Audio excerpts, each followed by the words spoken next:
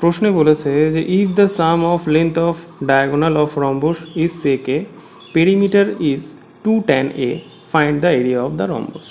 আচ্ছা, খুবই সোজা। কী কী ইনফরমেশান দিয়েছে?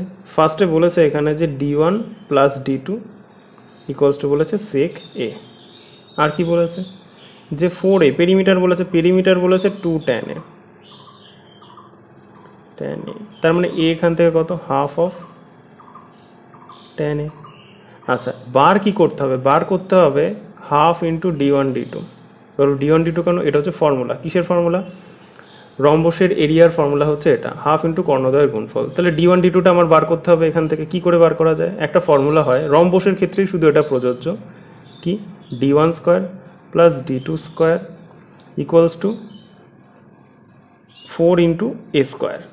এটা হচ্ছে একটা ফর্মুলা, রম্বসের ক্ষেত্রেই প্রযোজ্য। তাহলে এটার থেকে, এই ফর্মুলাটা থেকে আমাকে এগুলো বার করতে হবে, মানে এইটা আমাকে বার করতে হবে d1 d2।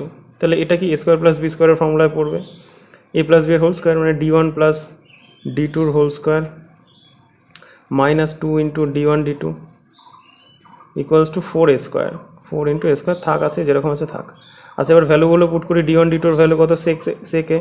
তাহলে এটা কী হবে? sec square a minus 2 d1 d2 equals two 4 a square. a square মানে কত?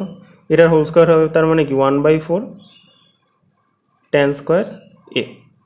4 4 কাটলো, তাহলে এদিকে শুধু tan স্কোয়ার আছে, tan স্কোয়ারটাকে এদিকে নিয়ে যাই। তাহলে sec square a minus tan square a equals to 2 d1 d2। আচ্ছা, এটা মানে কত? 1। তাহলে d1 d2 কত হচ্ছে? d1 d2 এই দুইটা এদিকে গেলে তাহলে কি হাফ, d1 d2 হচ্ছে হাফ। তাহলে অ্যান্সার কত হবে? তাহলে হচ্ছে হাফ ইন্টু d1 d2 হচ্ছে আমার অ্যান্সার, ফাইনাল অ্যান্সার। তাহলে d1 d2, তাহলে d1 d2 এর ভ্যালু কত? হাফ। তাহলে 1/2 ইন্টু 1/2 ইকুয়ালস টু 1/4। এটা হয়ে গেল ফাইনাল অ্যান্সার।